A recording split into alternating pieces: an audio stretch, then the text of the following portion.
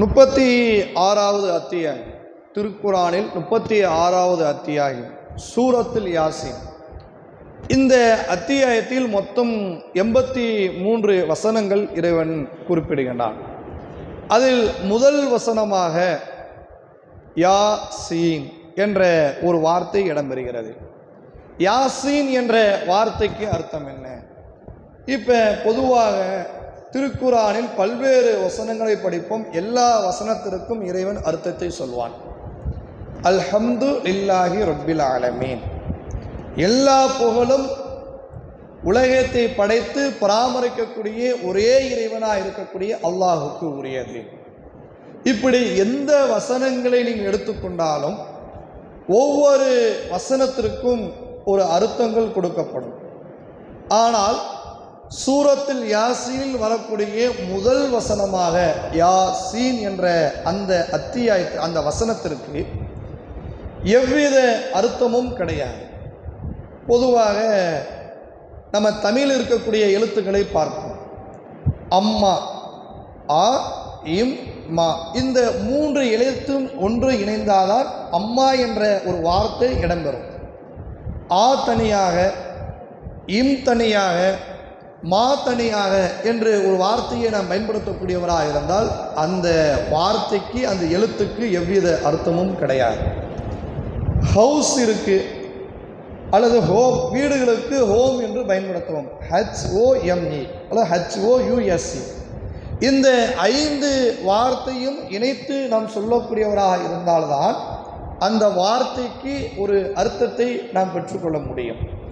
தனித்தனி எழுத்தாக ஹச் ஒரு எழுத்தாகவும், ஓ ஒரு எழுத்தாகவும், யூ ஒரு எழுத்தாகவும், எஸ் ஒரு எழுத்தாகவும், இ ஒரு எழுத்தாகவும் இருந்தால் அந்த எழுத்துக்கு எவ்வித அர்த்தமும் கிடையாது. கேட் இருக்கு, CAT. இந்த 3 எழுத்தும் ஒன்றாக இணைந்தால்தான் கேட், பூனை என்று நாம் சொல்ல முடியும். 3 எழுத்தும் இணையாமல் சி தனியாக, ஏ தனியாக, டி தனியாக எழுத்துக்கள் இருந்தால் அந்த எழுத்துக்கு எவ்வித அர்த்தங்களும் நாம் சொல்ல முடியாது. அதே போலதான் யா என்ற ஒரு எழுத்தும் சீன் என்ற ஒரு எழுத்தும் இருக்கிறது.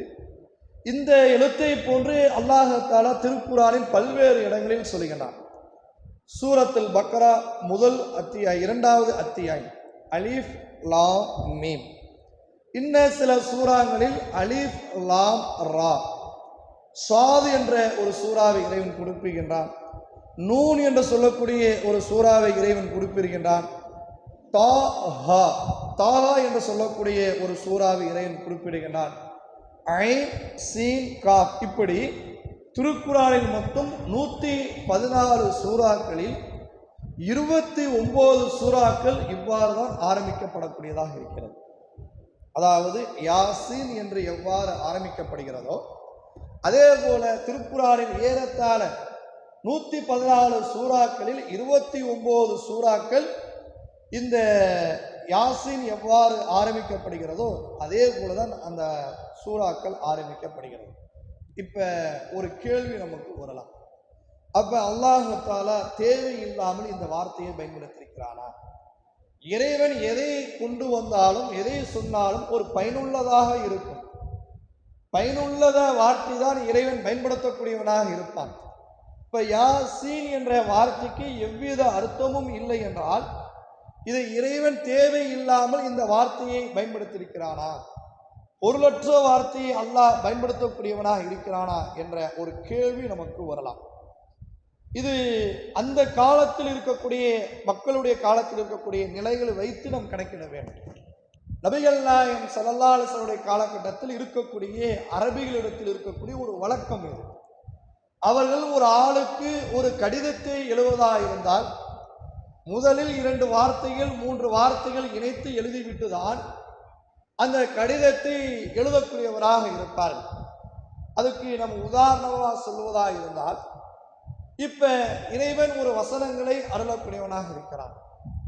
ஒரு வசனத்தை இறைவன் அருளும் பொழுது அந்த வசனத்தில் ஏதாவது சந்தேகங்கள் இருந்தால் சஹாபாக்கள் கேள்விகளை கேட்கக்கூடியவராக இருக்கிறார். இது என்ன, இது சொல்லக்கூடிய அர்த்தம் என்ன என்று.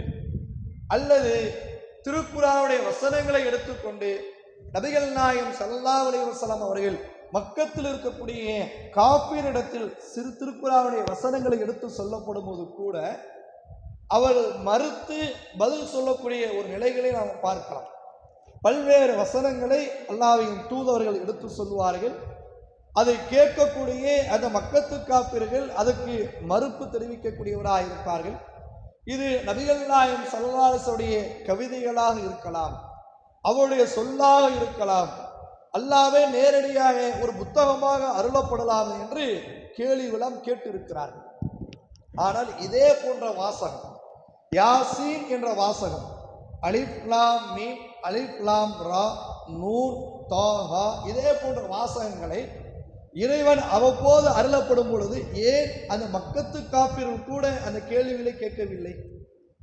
அவர்கள் கேள்விகள் கேட்காமல் இருக்கக்கூடிய காரணம் என்ன? நபி தோழர்கள் ஏதாவது ஒரு சந்தேகம் இருந்தால் சந்தேகத்தை பற்றி கேள்விகளை கேட்பார்கள்.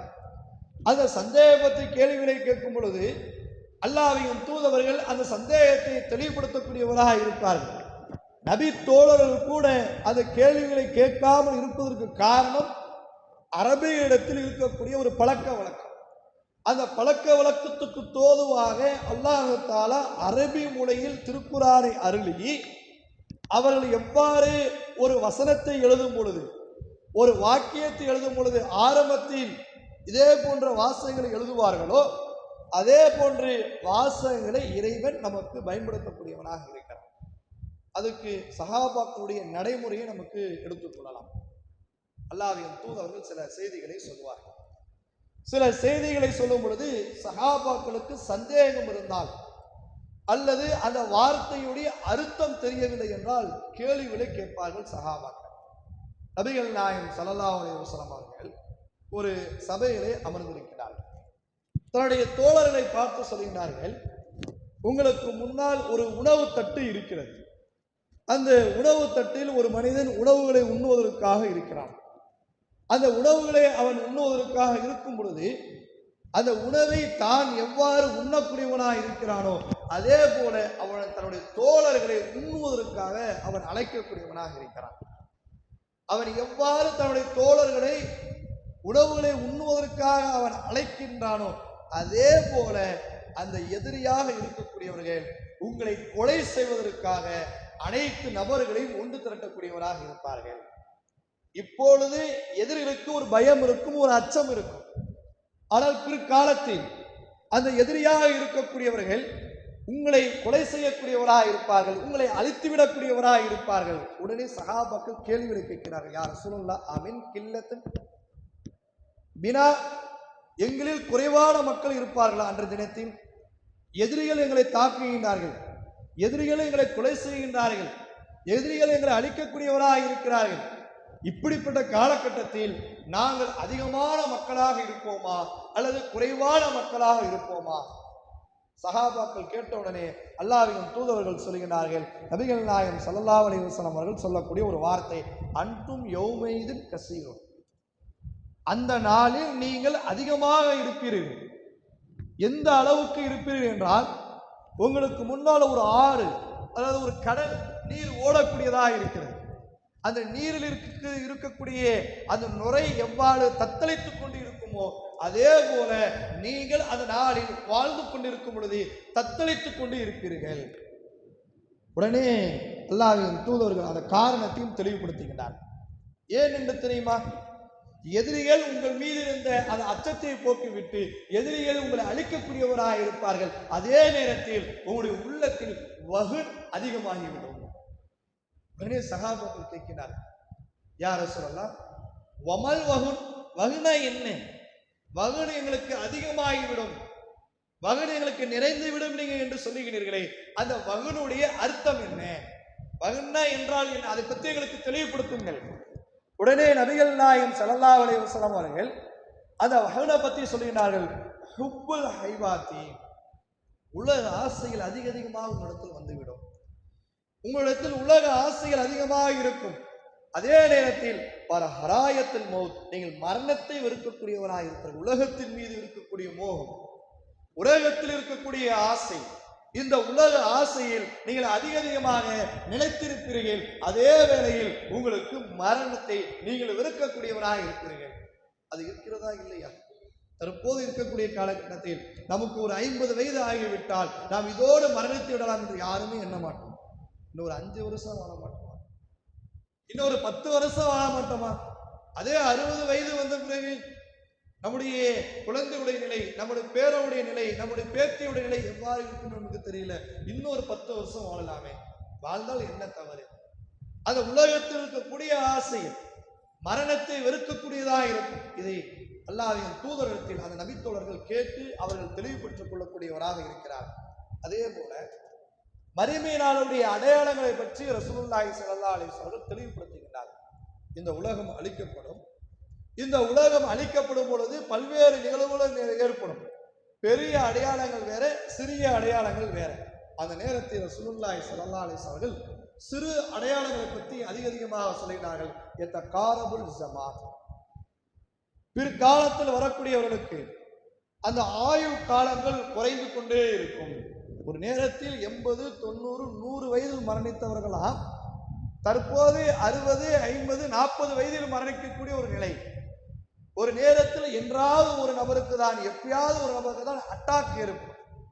ஆனா இப்ப எல்லா நபர்களுக்குமே கிட்டத்தட்ட பாதி நபர்களுக்கு இதய துடிப்பு, ஹார்ட் அட்டாக் வருது என்று கேள்விப்படக்கூடியவராக இருக்கும். அதை அல்லாஹ்வின் தூதர் சொல்கிறார். அந்த காலத்தில் இருக்கக்கூடிய மக்களுக்கு அந்த ஆயுள் காலங்கள் குறைக்கக்கூடியதாக இருக்கும். அமல்கள் குறைந்து விடும். அதிகமான அமல்கள் செய்ய மாட்டார்கள். பரல் மட்டும் தொழுதா போதும். ஏன் சுன்னத்தை தொழ வேண்டும்? ரமலான் மாதத்தில் மட்டும் 20 தொழுகை தொழுதால் போதும். ஏனைய மாதங்களில் தொழுகை தேவையில்லையே. ரமலான் மாதத்தில் நன்மை தர்மம் செய்தால் போதும். ஏனைய மாதங்களில் நாம் செய்ய வேண்டுமா? ரமலான் மாதத்தில் மட்டும் நோன்பு வைத்தால் போதும். ஏனைய மாதங்களில் நோன்பு வைக்க தேவையில்லையே. எல்லா மாதங்களிலும் நோன்பு வைப்பதற்கு அல்லாஹ்வின் தூதர்கள் நமக்கு அனுமதி தருகிறார்கள். எல்லா மாதங்களிலும் தர்மம் செய்யலாம். எல்லா மாதங்களிலும் இரவு தொழுகை வணங்கலாம். ஆனால் அந்த அமல்களை நாம் படிப்படியாக நாம் குறைத்து கொண்டே இருக்கிறோம். இதையும் அல்லாஹ்வின் தூதர்கள் அந்த இடத்திலே சொல்கிறார். அதை சொல்லிவிட்டு இன்னும் கூடுதலாக ஒரு வார்த்தை சொல்கிறார்கள். அந்த நாளில் ஹர்ஜ் அதிகமாகிவிடும். ஹர்ஜ்னா என்னன்னு தெரியல. உடனே அந்த நபித்தோழரை கேட்கிறார்கள், யா ரசூலல்லாஹ் மல் ஹரஜ், ஹரஜ்னா என்ன? ஹரஜை பற்றி எனக்கு தெளிவுபடுத்துங்கள், நாங்கள் தெரிந்து கொள்கிறோம் என்று அது நபித்தோழர்கள் கேட்கும் பொழுது நபிகள் நாயகம் ஸல்லல்லாஹு அலைஹி வஸல்லம் அவர்கள் 2 தடவை சொல்லினார்கள். அல் கத்ல் அல் குதால், கொலையில் அந்த காலத்தில் அதிகமாகும். தற்போது கொலைகள் கம்மியாக இருக்கிறது. பிற்காலத்தில் வரக்கூடிய மக்களிடத்தில் கொலைகள் நிறைந்திருக்கும் என்பதை அல்லாஹ்வின் தூதர்கள் சொல்கிறார்கள். அப்ப ஹரஜ் என்ற வார்த்தைக்கு நபித்தோழருக்கு அர்த்தம் தெரியவில்லை. அர்த்தம் தெரியாமல் இருக்கும் பொழுது உடனே அந்த நபித்தோழர் கேட்கிறார்கள், யா ரசூலல்லாஹ் ஹர்ஜ் என்றால் என்ன? அல்லாஹ்வின் தூதர்கள் விளக்கம் தருகிறார்கள். இன்னொரு செய்தியை எடுத்துக்கொள்வோமே. ஜனாசா தொழுகை இருக்கிறது. ஜனாசா தொழுகையை அல்லாஹ்வின் தூதர்கள் சிறப்புகள் அதிகமாக சொல்லியிருக்கிறார்கள்.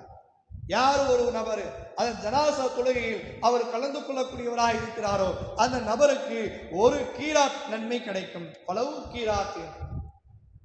யார் ஒரு நபர் ஜனாசாவை கலந்து கொள்வது மட்டுமல்லாமல் ஜனாசாவை பின்தொடர்ந்து செல்லக்கூடியவனாக, கபரிலே அடக்கம் செய்வதற்காக பின்தொடர்ந்து செல்லக்கூடியவராக இருக்கிறார்களோ அந்த நபருக்கு வமல் கீராத்தானி, 2 கீராத் நன்மைகள் கிடைக்கும்.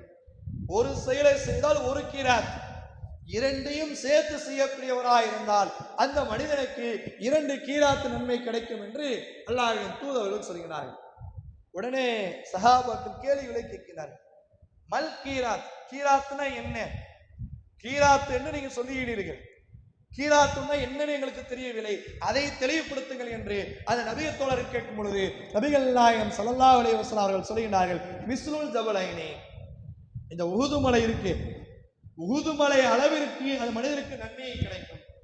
ஜனாசாவைக்கு தொழுகை வைத்தால் 1 உஹுது மலை அளவுக்கு, அதே ஜனாசாவை அடக்கம் செய்வதற்காக கொண்டு செல்லக்கூடியவராக இருந்தால் 2 உஹுது மலை அளவுக்கு நன்மைகள் கிடைக்கும் என்று அல்லாஹ்வின் தூதர்கள் அந்த இடத்திலே தெளிவுபடுத்துகிறார்கள். அபூ ஹுரைரா ரலியல்லாஹு அவர்கள் பள்ளிவாசலில் இருக்கிறார்கள். தொழுகையுடைய சட்டங்களை, ஒழுவுடைய சட்டங்களை எடுத்து சொல்லுகிறார்கள். ஒழு எவ்வாறு செய்ய வேண்டும், ஒழுவு செய்யக்கூடிய முறைகள் என்ன, இதை தெளிவுபடுத்துகின்றார். அப்படி ஒழுவுடைய சட்டங்களை சொல்லும் பொழுது அந்த நேரத்திலே சொல்லுகின்றார்கள், லா யக்பலுல்லாஹு ஸலாத்த, யாருக்கு ஒழுவு இல்லையோ அவருடைய தொழுகை அல்லாஹ் ஏற்றுக்கொள்ள மாட்டான். அந்த ஒழுவு இல்லை என்பதை அபூ ஹுரைரா ரலியல்லாஹு அன்ஹு அந்த இடத்துல தெளிவுபடுத்துகின்றார். யாருக்கு ஒழுவு இல்லை என்று தெரியுமா? எந்த ஒரு நபருக்கு ஹதஸ் ஏற்படுகிறதோ அந்த நபருக்கு ஒழுவு இல்லை என்று அபூ ஹுரைரா ரலியல்லாஹு அன்ஹு அல்லாஹ்வின் தூதர் சொன்னதாக அபூ ஹுரைரா ரலியல்லாஹு அன்ஹு சொல்கிறார். ஹலரை மௌத்து சேர்ந்த கிராமவாசி சேர்ந்த ஒரு அரபி அபூ ஹுரைரா ரலியல்லாஹு அன்ஹு இடத்தில் கேள்விகளை கேட்கிறார்கள். யா அபூ ஹுரைராவே, அல்லாஹ்வின் தூதர்கள் ஹதஸ் என்று சொல்லியிருக்கிறார்கள். மா ஹதஸ், மல் ஹதஸ், ஹதஸ்னா என்ன, அப்படின்னா என்ன, அதை பத்தி எங்களுக்கு தெளிவுபடுத்துங்கள், அது எப்படி ஒழுவு நீங்கும்? அல்லாஹ்வின் தூதர்கள் சொல்கிறார்கள், யாருக்கு காற்று பிரியக்கூடியதா இருக்கிறதோ அல்லது அந்த உணர்வு ஏற்படக்கூடியதா இருக்கிறதோ அதனுடைய சத்தத்தை உணரக்கூடியவராக இருக்கிறாரோ அவருக்கு தான் ஒழுவு நீங்கி விட்டது என்று அதை அவர் தெளிவுபடுத்தக்கூடியவராக இருக்கிறார். இன்னொரு செய்தி, நபிகள் நாயகம் ஸல்லல்லாஹு அலைஹி வஸல்லம் அவர்கள் அந்த தொற்று நோயை பற்றி நமக்கு தெளிவுபடுத்துகின்றார்கள். அல்லாஹ்வின் தூதர்கள் சொல்லும் பொழுது, லா அதுவ, தொற்று நோய் என்பது கிடையாது. இஸ்லாத்தினுடைய பார்வையில் தொற்று நோய் என்பது கிடையாது. அதே நேரத்தில் பலா தீரத்தின் பறவை சகனமும் கிடையாது. நல்ல நேரம் கெட்ட நேரம் பார்ப்பது, பறவை சகனங்கள் பார்ப்பது, இவை இரண்டுமே கிடையாது. ஆனால் நற்குறி என்பது மகிழ்ச்சி அளிக்கக்கூடியதாக இருக்கும் அப்படின்னு ரசூலா சொல்லிட்டாங்க. உடனே சஹாபாக்கள் கேட்கிறாங்க, மல் ஃபகுல், மல் ஃபகுல்னா, ஃபகுல்னா என்ன? ஃபகுல் என்று நீங்கள் சொல்லுகிறீர்கள். ஃபகுல் என்பது மன மகிழ்ச்சியை ஏற்படுத்தக்கூடியதாக இருக்கும், அப்படின்னா என்ன? அதுக்கு நபிகள் நாயகம் ஸல்லல்லாஹு அலைஹி வஸல்லம் அவர்கள் சொல்கிறார்கள், கலிமத்துன் தய்யிபத், ஒரு நல்ல வார்த்தையை பேசுவது. ஒரு ஆள் வேலைக்கு போறம்பாங்க, நல்லபடியா போயிட்டு வாங்க. பயணத்துக்கு போறம்பாங்க, நல்லபடியா உங்க பயணங்கள் சிறக்க அமையும். இப்படி நல்ல வார்த்தைகளை சொல்லி உடைய வியாபாரத்தை அல்லாஹ் பரக்கத்தை ஏற்படுத்துவானாக. உனக்கு குழந்தை பிறந்திருக்கு என்று சொல்லும் பொழுது அது சாலியான குழந்தையாக உருவாக்குவதற்கு நான் துவா செய்கிறேன். இப்படி நாம் சொல்லக்கூடிய நல்ல வார்த்தை தான் நற்குறி என்று அல்லாஹ்வின் தூதர் சொல்கிறார்கள்.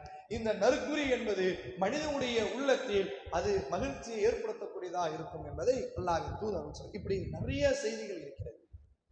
இப்படி அல்லாஹ்வின் தூதர்கள் சில செய்திகளை சொல்லப்படும் பொழுது அந்த செய்திகள் என்ன என்று விளங்கவில்லை என்றால் அந்த நபித்தோழர்கள் கேள்விகளை கேட்கிறாங்களே, ஹதஸ்னா என்ன, ஃபஹுல்னா என்ன, ஹர்ஜ்னா என்ன, வஹுன்னா என்ன, கீராத்னா என்ன?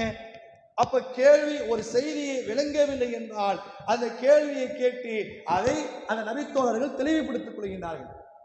ஆனால் சூரத்துல் யாசின்ல முதல் அத்தியாயம் யாசின் என்ற வாசகம் அருளப்பட்டிருக்கிறது. ஏன் அந்த நபித்தோழர்கள் அதை கேட்டு தெளிவுபெறவில்லை? அது தெளிவுபெறாமல் இருக்கக்கூடிய காரணம் அந்த காலத்தில் இருக்கக்கூடிய அரபியில் இருக்கக்கூடிய ஒரு வழக்கம். அரபிகளாக இருக்கக்கூடியவர்கள் ஒரு நபருக்கு ஒரு கடிதத்தை எழுதுவதாக இருந்தால் அந்த கடிதத்துடைய ஆரம்பத்தில் இதே போன்ற சில வாசகங்களை விளங்காமல், அர்த்தம் இல்லாமல், அதில் எந்த பொருளும் வைக்க முடியாமல் சில வாசகங்களை எழுதிவிட்டுதான் அவர்களுக்கு கடிதம் எழுதக்கூடிய ஒரு பழக்கம் அந்த காலத்தில் இருந்த காரணத்தினால்தான், ஒரு நடைமுறையில் இருந்த காரணத்தினால்தான் அல்லாஹ் தஆலா 29 இடங்களில் எவ்வித அர்த்தமும் இல்லாமல் அந்த அரபி வாசகங்களை பயன்படுத்துகிறார். அந்த வாசகங்களை பார்த்துவிட்டு மக்கத்து காஃபிர்கள் எவ்வித கேள்விகளும் கேட்கவில்லை. அப்ப சூரத்தில் யாசின், யாசின் என்ற வார்த்தைக்கு எவ்வித அர்த்தம் கிடையாது. அது அர்த்தம் இல்லாமல் இறைவன் பயன்படுத்தக்கூடியவனாக இருக்கிறான். அதை நாம் விளங்கிக் கொள்ள வேண்டும். அதே நேரத்தில் சில விஷயத்திற்கு அல்லாஹ்வின் தூதர் அவர்களே விளக்கம் தருவார். சில வசனங்கள் அருளப்படுவதாக இருந்தால் அந்த வசனங்கள் அருளப்படும் பொழுது நபிகள் நாயகம் ஸல்லல்லாஹு அலைஹி வஸல்லம் அவர்களே கூடுதலாக விளக்கம் தரக்கூடிய நிலைகள்லாம் இருக்கிறது. ஒரு நேரத்தில் அல்லாஹ்வின் தூதர்கள் உறங்கிக் கொண்டு இருக்கிறார்கள். முஸ்லிமிலே வரக்கூடிய ஒரு செய்தி 670வது செய்தியாக இடம்பெறுகிறது. அல்லாஹ்வின் தூதர்கள் தூங்கிக் கொண்டு இருக்கிறார்கள். அவருடைய தூக்கத்தில் இருக்கும் பொழுது அல்லாஹ் தஆலா ஒரு வகையை அனுப்பி வைக்கின்றார். நபிகள் நாயகம் ஸல்லல்லாஹு அலைஹி வஸல்லம் அவர்கள் எழுந்து தன்னுடைய தோழர்களை பார்த்து சிரிக்கக்கூடியவராக இருக்கிறார்கள். அப்படி சிரிக்கும் பொழுது சஹாபாக்கள் கேட்கிறார்கள், யா ரசூலல்லாஹ், உங்களுடைய புன்னகை, உங்களுடைய சிரிப்புக்கு காரணம் என்ன? எதற்காக நீங்கள் சிரிக்கக்கூடியவராக இருக்கிறீர்கள்? உடனே நபிகள் நாயகம் ஸல்லல்லாஹு அலைஹி வஸல்லம் அவர்கள் சொல்லினார்கள், நான் உறங்கிக் கொண்டு இருந்தேன், இப்பொழுது அல்லாஹ் தஆலா எனக்கு ஒரு வசனத்தை அருளினார். இன்னா அஅதைனாக்கல் கௌஸர் ஃபஸல்லி லிரப்பிக வன்ஹர் இன்ன ஷானியக ஹுவல் அப்தர். முஹம்மதே, உங்களுக்கு கௌசர் என்ற ஒரு தடாகத்தை நாம் வழங்கக்கூடியவராக இருக்கிறோம். இது வசனங்கள் அருளப்படுது. வசனங்கள் அருளப்பட்டாலும் அல்லாஹ்வின் தூதர்களுக்கு மட்டும்தான் கௌசர் என்ற தடாகம் என்ன என்பதை பற்றி தெரியும். சஹாபாக்களுக்கு தெரியல. அல்லாஹ்வின் தூதர்கள் அந்த வசனத்தை சொல்ல அருளப்பட்ட உடனே அந்த வசனத்தை நம்முடைய தோழர்களுக்கு எடுத்து சொல்லிவிட்டு அந்த கௌசர் என்ற தடாகத்தை பற்றி தெளிவுபடுத்துகிறார். கௌசர் என்ற தடாகம் மறுமை நாளில் அல்லாஹ் தஆலா எனக்கு வழங்குவார். அந்த தடாகம் என்பது மிக விசாலமானதாக இருக்கும். அதில் இருக்கக்கூடிய கோப்பைகள் என்பது விண்வெளிகளை போன்று இருக்கக்கூடியதாக இருக்கும். அதில் இருக்கக்கூடிய நீர் என்பது அறுசுவை நீராக இருக்கும். அதில் ஒரு மனிதன் மறுமை நாளில் நீரை அருந்திவிட்டால் அவனுக்கு எப்பொழுதும் பசி ஏற்படாது என்று அல்லாஹ்வின் தூதர்கள் அந்த நீருடைய முக்கியத்துவத்தை பற்றி தெளிவுபடுத்துகிறார்கள். அந்த மறுமை நாளில் நான் அந்த கௌசர் தடாகத்திற்கு பொறுப்பாளராக இருக்கும் பொழுது எனக்கு பின்னால் இருக்கக்கூடிய சில சகாக்கள் மார்க்கத்துக்கு முரணாக பல்வேறு காரியங்களை செய்திருப்பார்கள். அவர்களை இறைவன் கொண்டு வருவான். அவர்களை இறைவன் கொண்டு வரும் பொழுது என்னுடைய உம்மத்தில் இருக்கக்கூடிய எல்லா நபர்களுக்கும் கௌசர் தடாகத்தில் நான் நீர் புகட்டக்கூடியவனாக இருப்பேன். அப்படி நீர் புகட்டும் பொழுது சில நபர்களை மட்டும் அல்லாஹ் தஆலா மலக்குமார்களை வைத்து தடுப்பான். நான் சொல்வேன், என்னுடைய இறைவா, என்னுடைய ரப்பி, அஸ்ஹாபி அஸ்ஹாபி, என்னுடைய தோழர்கள் என்று சொல்லுவேன். அப்பொழுது அல்லாஹ் தஆலா சொல்வான், யா முஹம்மத் பஅதமா அஸ்தஹதஸ, உங்களுடைய மரணத்துக்கு பின்னால் இவர்கள் மார்க்கத்தின் பெயரால் பல்வேறு புதுமைகளை உருவாக்கக்கூடியவராக இருந்தார்கள். ஆகையால் இவர்களுக்கு இந்த நாளில் கௌசர் தடாகத்தில் நீர் புகட்டப்படாது என்று அல்லாஹ் தஆலா சொல்வதாக அல்லாஹ்வின் தூதர்கள் விளக்கம் தருகிறார். இப்படி ஒரு செய்திக்கு விளக்கம் தேவைப்பட்டாலும் நபிகள் நாயகம் ஸல்லல்லாஹு அலைஹி வஸல்லம் அவர்களே பல்வேறு வசனங்களில் பல்வேறு இடங்களில் ஒரு செய்தியை சொல்லிவிட்டு அதை விளக்கம் தரக்கூடிய ஒரு நிலைகளை பார்க்கலாம். முதல்ல புகாரில் இடம்பெறக்கூடிய ஒரு செய்தி, முஸ்லீமில் இடம்பெறக்கூடிய ஒரு செய்தி. ரசூலுல்லாஹி ஸல்லல்லாஹு அலைஹி வஸல்லம் அவர்கள் சஹாபாக்கள் அமர்ந்திருக்கக்கூடிய இடத்தில் மலக்குமார்கள் ஜிப்ரீல் அலைஹிஸ்ஸலாம் அவர்கள் மனிதனுடைய உருவத்தில் வந்து அல்லாஹ்வின் தூதரிடத்தில் கேள்விகளை கேட்பார்கள். யா முஹம்மத், மல் இஸ்லாம், மல் ஈமான், ஈமான் என்றால் என்ன, இஸ்லாம் என்றால் என்ன, வல் இஹ்சான், இஹ்சான் என்றால் என்ன? இதை கேள்வி கேட்டு அவர்கள் சென்று விடுவார்கள். ஆனால் அல்லாஹ்வின் தூதர்கள் ஈமான் என்றால் என்ன என்பதை அந்த இடத்தை தெளிவுபடுத்துவார்கள். இஸ்லாம் என்றால் என்ன என்பதை தெளிவுபடுத்துவார்கள். இஹ்சான் என்றால் என்ன என்பதை தெளிவுபடுத்துவார்கள். ஒரு தேவை ஏற்படும் பொழுது நபிகள் நாயகம் ஸல்லல்லாஹு அலைஹி வஸல்லம் அவர்களே ஒரு வசனத்தை அல்லது ஒரு செய்தியை மக்களுக்கு சொல்லிவிட்டு அந்த செய்திக்கு விளக்கம் தேவைப்பட்டால் அல்லாஹ்வின் தூதர்களே அதுக்கு விளக்கம் தரக்கூடியவராக இருக்கிறார். ஆனால் யாசின் என்ற வார்த்தைக்கு அதுக்கு மட்டும் இல்லை, திருக்குர்ஆனில் 29 இடங்களில் வரக்கூடிய அனைத்து வசனங்களுக்கும் அனைத்து ஆயத்துக்கும் அல்லாஹ்வின் தூதர்கள் விளக்கம் தரவே இல்லை. அந்த அடிப்படையில் சூரத்தில் யாசின் முதல் அத்தியாயமாக இருக்கக்கூடிய யாசின் என்ற சூறாவிற்கு எவ்வித அர்த்தமும் கிடையாது. அது அரபியுடைய பழக்க வழக்கம். அந்த அடிப்படையில் அல்லாஹ் தஆலா அந்த வசனத்தை அருளியிருக்கிறான் என்பதை நாம் விளங்கிக் கொள்ள வேண்டும்.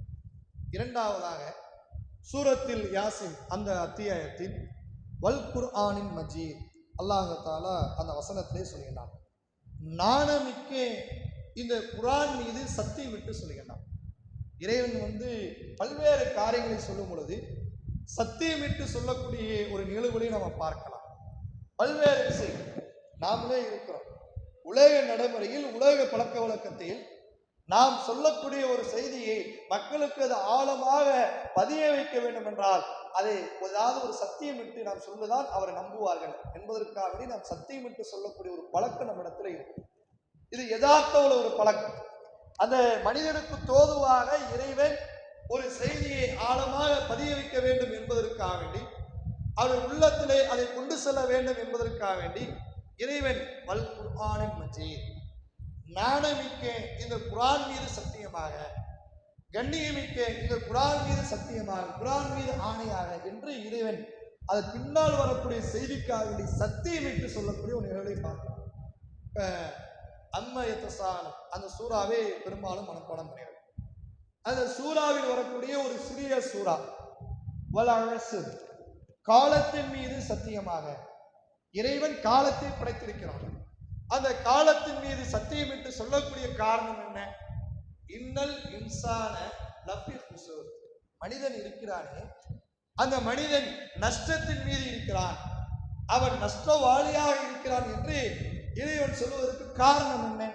ஒரு விஷயத்தை ஆழமாக பதிய வைக்க வேண்டும் என்பதற்காக. நாம தான் ஒரு சத்தியத்தை செய்யும் பொழுது அல்லாஹ்வை தவிர வேற ஒரு பொருளின் மீதோ வேற ஒரு செயல்கள் மீதோ சத்தியம் இடக்கூடாது. இறைவனே சத்தியம் இடுவதாக இருந்தால் அவனுக்கு மேல ஏதாவது ஒன்று இருந்தால்தான் அவன் சத்தியம் இட முடியும். அவனுக்கு மேல எதுவுமே இல்லையே. இறைவன் படைத்தவன், இறைவன் கண்காணிக்கக்கூடியவன், அவன்தான் உயிரோடு இருக்கக்கூடியவன். அவனை தவிர அனைத்தும் மரணிக்கக்கூடியது. அவன்தான் அனைத்தும் கண்காணிக்கக்கூடியவன், அவன்தான் அனைத்தையும் பராமரிக்கக்கூடியவன், அவன்தான் நீதி வழங்கக்கூடியவன். அப்ப வேற எதை மீது அவன் சத்தியமிட முடியும்? நமக்கா இறைவன் படைத்திருப்பானே, வல்லுவா முற்பகல் மீது சத்தியமாக, வஷம்சி வல்லுஹானா சூரியன் மீது சத்தியமாக, வல் ஃபஜர் ஃபஜர் மீது சத்தியம், அதிகாலை மீது சத்தியமாக. இப்படி எதையெல்லாம் இறைவன் மனிதனுக்காக படைத்திருக்கிறானோ அந்த மனிதனுக்காக படைக்கப்பட்ட அந்த செயல்களுடைய முக்கியத்துவத்தை உணர்த்துவதற்காக இறைவன் அவருடைய படைப்பினைகள் மீது சத்தியம் என்று சொல்கிறார். அதிகாலை மீது சத்தியம், முற்பகல் மீது சத்தியம், சூரியன் மீது சத்தியம், சந்திரன் மீது சத்தியம், காலத்தின் மீது சத்தியம். இவை அனைத்தும் எடுத்து பாருங்கள், இவை அனைத்தும் முக்கியமானது. சூரியன் இல்லை என்றால் எதுவுமே இல்லை, கோள்கள் அனைத்தும் அழிக்கப்பட்டுவிடும். ஒரு மனிதனுக்கு பகலே உருவாகவில்லை, முற்பகலே இல்லை, அவன் இரவு முழுவதும் இருந்து கொண்டே இருக்கிறான் என்றால் அவனால் சரியான முறையில் இயங்க முடியாது. இப்படி அனைத்துக்கும் நாம் எடுத்துக்கொள்ளலாம். இதை உணர்த்துவதற்காக வேண்டிதான் இறைவன் அதன் மீது சத்தியமிட்டு அவன் சொல்லக்கூடியவனாக இருக்கிறானே. அதே போல திருக்குர்ஆனில் பல்வேறு வசனங்களை இறைவன் உணர்த்த வேண்டும் என்பதற்காக தான் வல் குர்ஆனில் ஹக்கீம், இந்த நாணமிக்கு இந்த குர்ஆன் மீது சத்தியமா என்று இறைவன் சொல்லக்கூடியவனாக இருக்கிறான். சில பேர் கேள்விகளை கேட்கலாம், சத்தியம் செய்வதா இருந்தால் அல்லாஹ் மீது மட்டும்தானே சத்தியம் செய்ய வேண்டும், அதை தவிர வேறு எதை மீது நாம் சத்தியம் செய்யக்கூடாது தானே அப்படி என்ற ஒரு கேள்வி எழும்பலாம். அது யாருக்கு? சத்தியம் செய்வதா இருந்தால் நாம் அல்லாஹ் மீது மட்டும்தான் நாம் சத்தியம் செய்ய வேண்டும். நபிகள் நாயகம் ஸல்லல்லாஹு அலைஹி வஸல்லம் அவர்கள் பொதுவாக சொல்கிறார்கள், மன் கான ஹாலிஃப், ஒருவர் சத்தியம் செய்வதா இருந்தால் அந்த மனிதர் பில்லாஹி அல்லாஹ் மீது சத்தியம் செய்யட்டும், அல்லது அவர் வாய் மூடி இருக்கட்டும். ஏன்னா அந்த காலத்துல ஒரு பழக்கம் இருந்தது. நபிகள் நாயகம் ஸல்லல்லாஹு அலைஹி வஸல்லம் அவருடைய காலகட்டத்தில் அந்த மக்கத்து காபியர்கள் எவ்வாறு சத்தியம் செய்யக்கூடியவராக இருந்தார் என்றால் அதை நபிகள் நாயகம் ஸல்லல்லாஹு அலைஹி வஸல்லம் அவர்கள் சொல்கிறார்கள், அலா நீங்கள் அறிந்து கொள்ளுங்கள், மன்கான ஹாலிஃபன், நீங்கள் சத்தியம் செய்வதா இருந்தால் அல்லாஹ் மீது மட்டும் நீங்கள் சத்தியம் செய்யுங்கள். ஏன் என்று தெரியுமா? நீங்கள் சத்தியம் செய்யும் பொழுது உங்களுடைய தந்தையின் மீது, உங்களுடைய முன்னோர்கள் மீது, அவருடைய முன்னோர்கள் மீது நீங்கள் சத்தியம் செய்யக்கூடியவராக இருக்கிறீர்கள். அவ்வாறு சத்தியம் செய்யக்கூடாது. ஆனா நம்மளுடைய பழக்க வழக்கம் நிறைய பார்க்கலாம். நம்மளுடைய யதார்த்தம் பழக்கம், பெண்கள்கிட்ட பேசும் பொழுது அல்லது வேற நபர்கிட்ட பேசும் பொழுது மார்க்கத்தை அறியாமல் இருக்கக்கூடிய, தெரியாமல் இருக்கக்கூடிய அந்த மனிதனிடத்தில் பேசும் பொழுது அவர்கள் சொல்வார்கள், குர்ஆன் மீது சத்தியமாப்பா, குர்ஆன் மீது சத்தியம் செய்யக்கூடிய ஒரு நிலை. சில நபர்கள் பெண்கள் மீது, பெண்களாக இருக்கக்கூடியவர்கள் சரியான முறையில் அந்த மார்க்க அறிவு, அந்த சிந்தனை இல்லை என்றால் அவர் எது மீது சத்தியம் செய்வார்கள்? என்னுடைய தாய் மீது சத்தியமாக, என்னுடைய கணவர் மீது சத்தியமாக, என்னுடைய பிள்ளைகள் மீது சத்தியமாக, அல்லது என்னுடைய குடும்பத்தின் மீது சத்தியமாக, அப்படின்னு செய்யக்கூடிய ஒரு நிலைகளை நாம் பார்க்கிறோம். இப்படிலாம் சத்தியமே செய்யக்கூடாது. நாம் சத்தியம் செய்வதா இருந்தால் அல்லாஹ் மீது மட்டும் நாம் சத்தியம் செய்ய வேண்டும். அல்லாஹ்வை தவிர வேற எதன் மீதும் நாம் சத்தியம் செய்யக்கூடாதுதான் இஸ்லாம் நமக்கு சொல்லக்கூடிய ஒரு நிகழ்வு. அப்ப அல்லாஹ் சத்தியம் செய்வது, இறைவன் மீதே நாம் சத்தியம் செய்ய முடியாது. இறைவன் சத்தியம் செய்வதா இருந்தால் அவனால் உருவாக்கப்பட்ட ஒரு முக்கியமாக இருக்கக்கூடிய அந்த பொருட்கள் மீதுதான் இறைவன் சத்தியம் செய்ய முடியும்.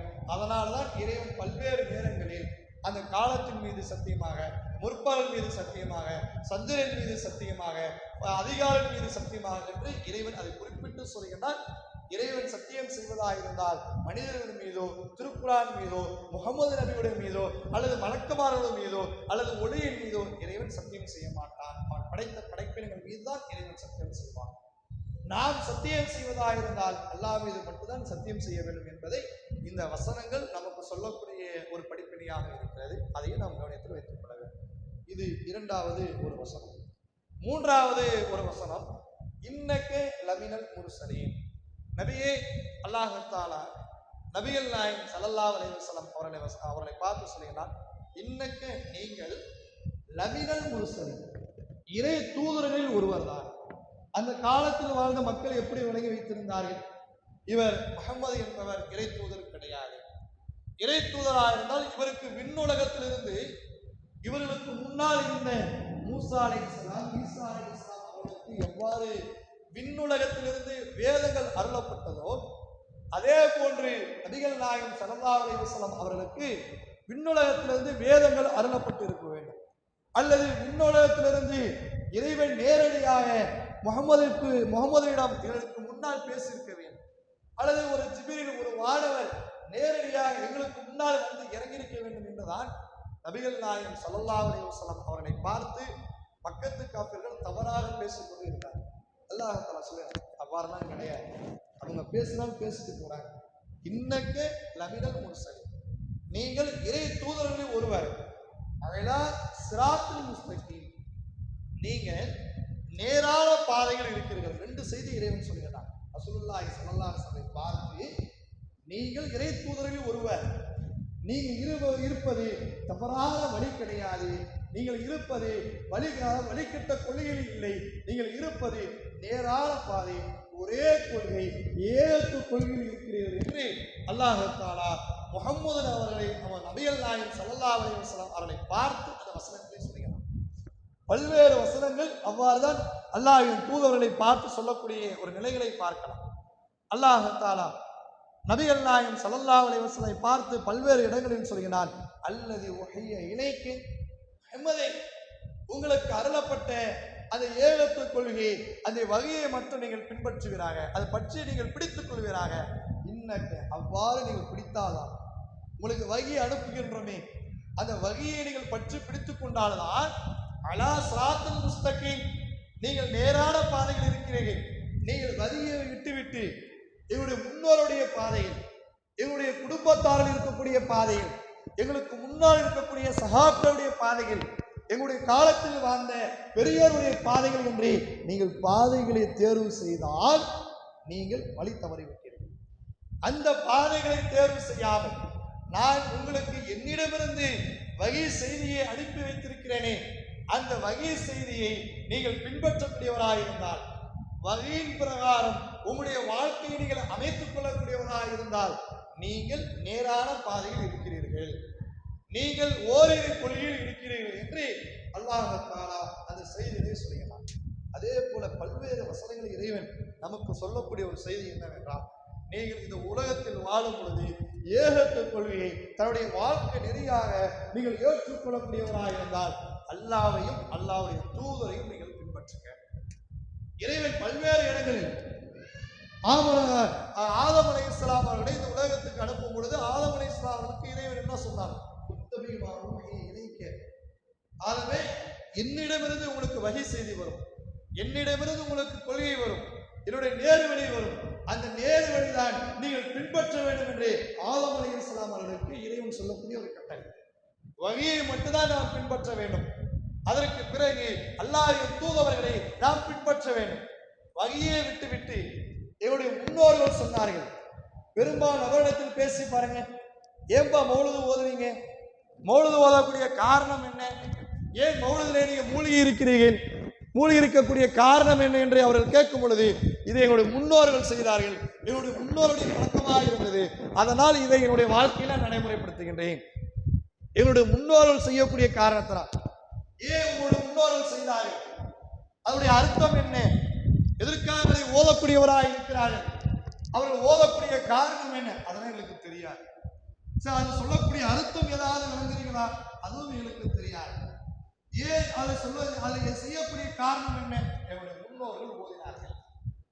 என்னுடைய முன்னோர்கள் இந்த மௌலுதை காலகாலமாக இந்த ரபீஉல் அவ்வல் மாதத்தில் ஓதிக்கொண்டே இருக்கிறார்கள். அதனால் நாங்கள் நடைமுறைப்படுத்தக்கூடியவராக இருக்கிறோம் சொல்லியிருந்தாங்க இல்லையா? இன்னொரு வழியெல்லாம் கிடையாது.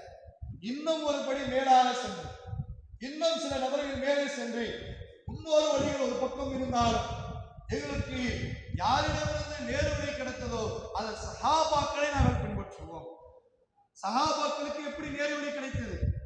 சஹாபாக்களுக்கு எப்படி நேரான பாதை வந்தது? ரசூலுல்லாஹி ஸல்லல்லாஹு அலைஹி வஸல்லம் அதை தெளிவுபடுத்தினார். சில நபர்கள் இன்னொருடைய வழியை பின்பற்றுகிறார்கள்.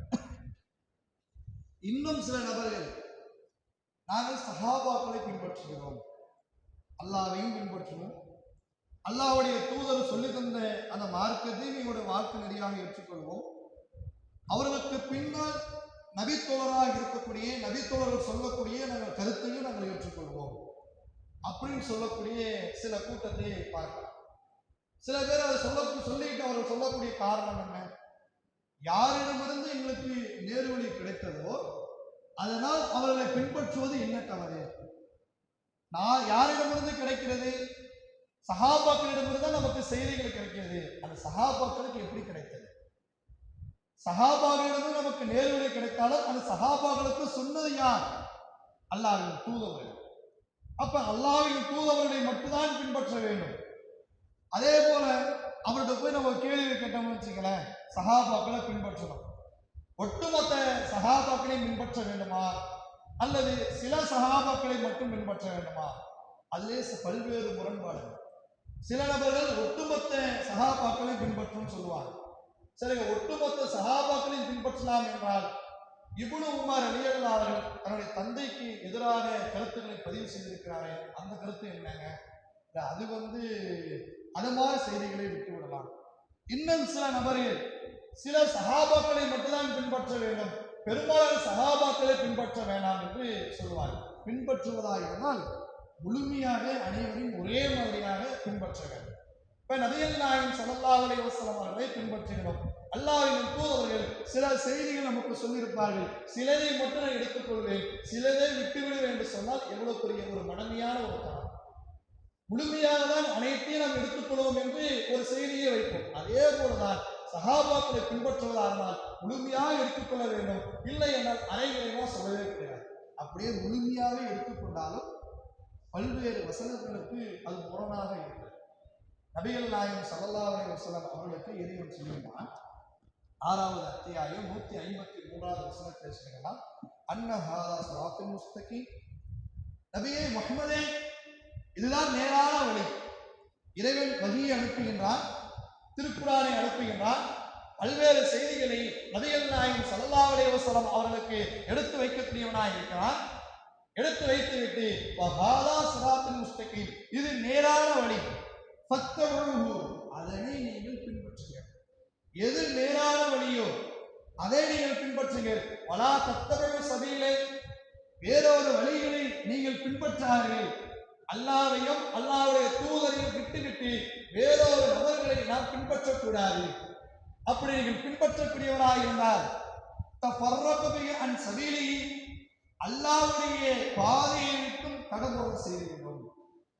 எதை யார் நபிகள் நாயகம் ஸல்லல்லாஹு அலைஹி வஸல்லம் அவர்களையும் அல்லாஹ்வையும் விட்டுவிட்டு வேறொரு நபர்களை நான் பின்பற்றக்கூடியவராக தேர்வு செய்யக்கூடியவராக இருக்கிறாரோ அவர்களை விலகி வைத்துக் கொள்ள வேண்டும். இறைவன் சொல்லுகிறார், அவ்வாறு நீ செய்தால், அவ்வாறு நீ பின்பற்றக்கூடியவராக இருந்தால் 3வது ஒரு வழியை நீங்கள் தேர்வு செய்கிறீர்களே, அந்த வழி உங்களின் மார்க்கத்தை விட்டும் தடங்கோட செய்துவிடும் என்று இறைவன் சொல்லிவிட்டு கூடுதலாக சொல்கிறார். ஏன் அல்லாஹ்வையும் அல்லாஹ்வுடைய தூதரை மட்டும் நீங்கள் பின்பற்ற வேண்டும் என்று நான் சொல்கிறேன் தெரியுமா? அல்லாஹ்வுக்கு வஸாபினா அல்லக்கும் தத்தக்கும், நீங்கள் இறையச்சம் உடையவராக ஆக வேண்டும் என்பதற்காக. எப்பொழுது இறையச்சம் வரும்?